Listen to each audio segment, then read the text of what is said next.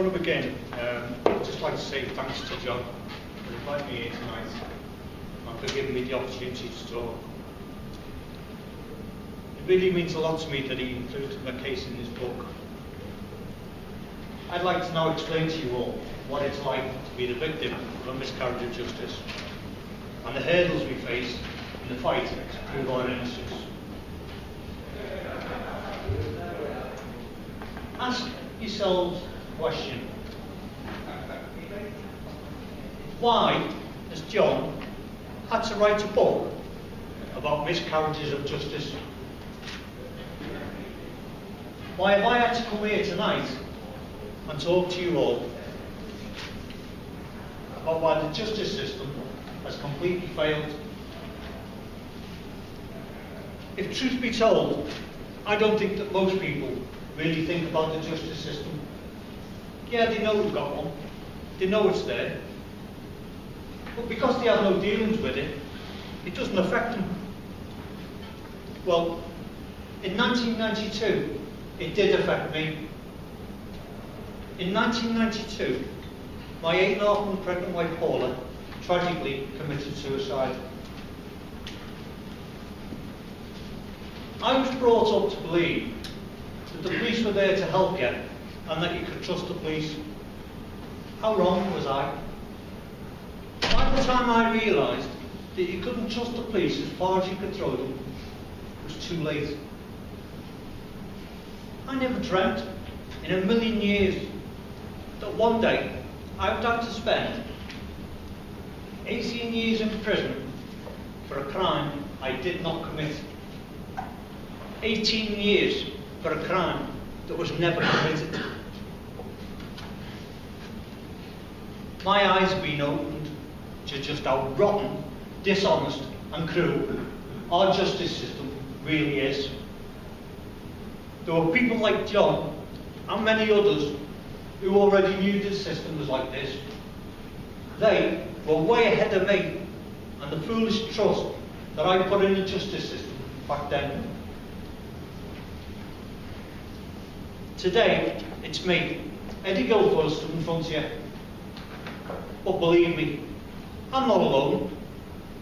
There are hundreds of other innocent people like me who could stand here tonight and tell you they've had the same experience with the justice system as me. If you look at some of the big miscarriage of justice cases, the Birmingham 6, Stephen Kisco, and many, many others, the police had evidence that proved they were innocent before they went to trial. And yet, they still made sure that they were convicted, despite knowing they were innocent people. Because once the police have got you in the sights, they will do whatever it takes to get you convicted.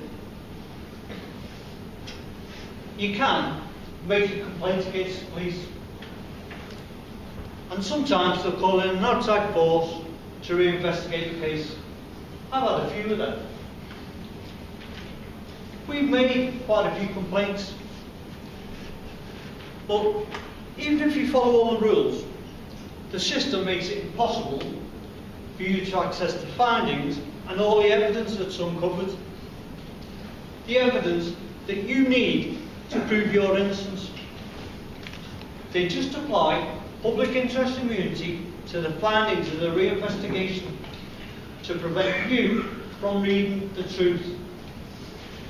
Because they don't want you to know that they failed to follow guidelines, they failed to follow procedures, they failed to investigate the case properly, that they failed to disclose evidence, or that they've suppressed witnesses. So they stop you from reading the findings, and they prevent the truth from coming out. And they do it because it makes the police look bad. In 1994, Merseyside Police had crucial evidence in my case. Evidence that would have helped me at my first appeal in 1995, but they failed to disclose it. 4 years later, in 1998, Merseyside Police handed this evidence to the CCRC. Crucial evidence that would have helped me when the CCRC referred my case for a second appeal in 2000. But the CCRC failed to disclose that evidence. Evidence that we knew nothing about.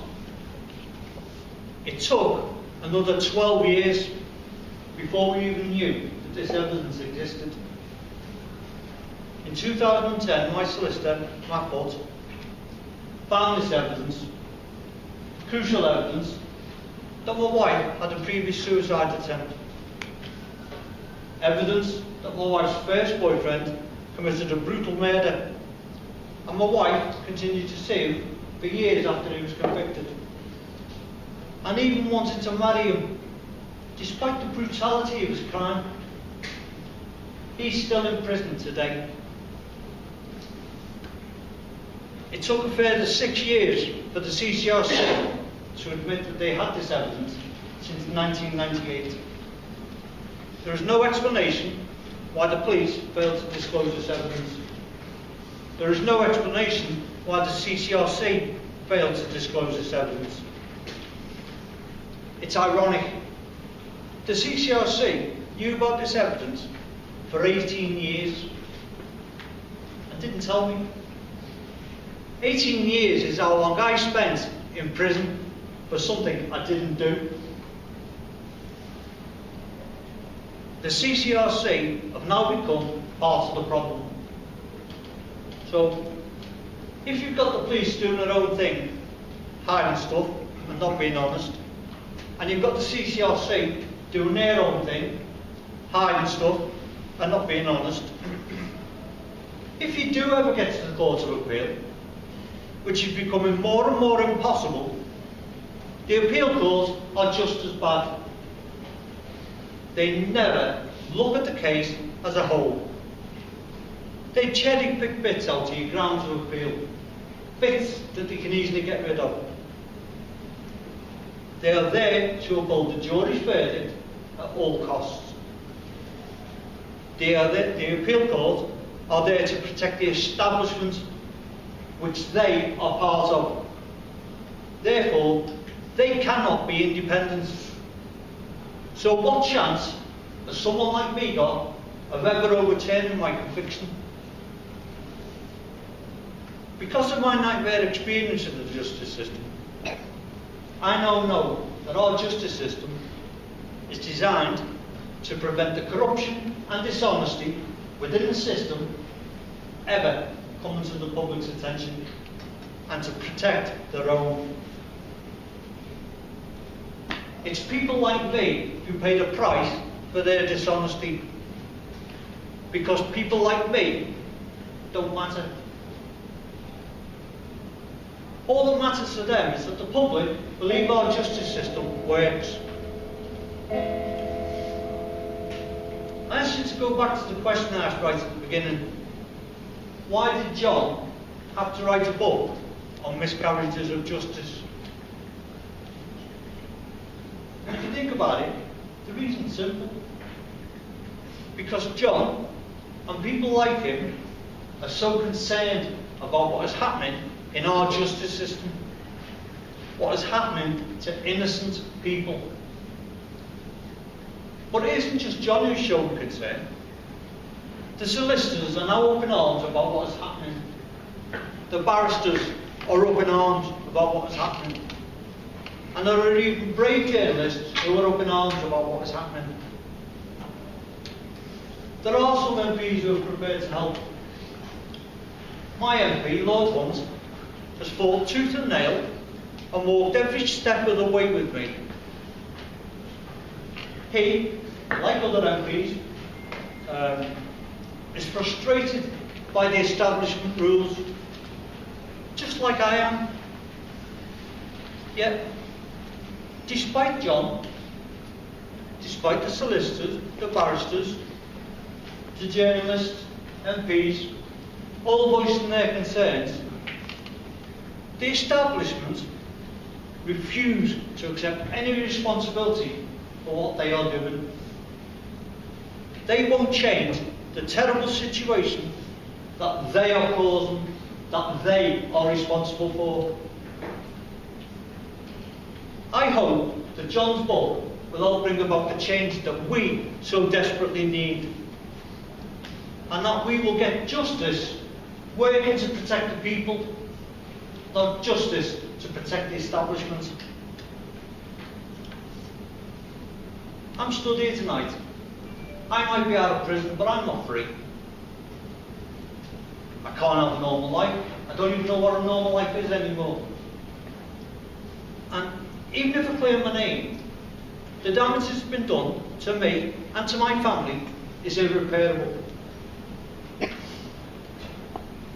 For the past 26 years, I feel like I've been walking down a corridor with doors on either side.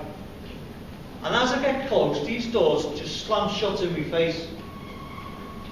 I get to the end of the corridor, I turn, I look around, I've got nowhere to go. The statue of the Lady Justice is supposed to represent our justice system, with the scales, with a sword, and with a blindfold. Today, the Lady Justice is protecting the whole rotten lot of them.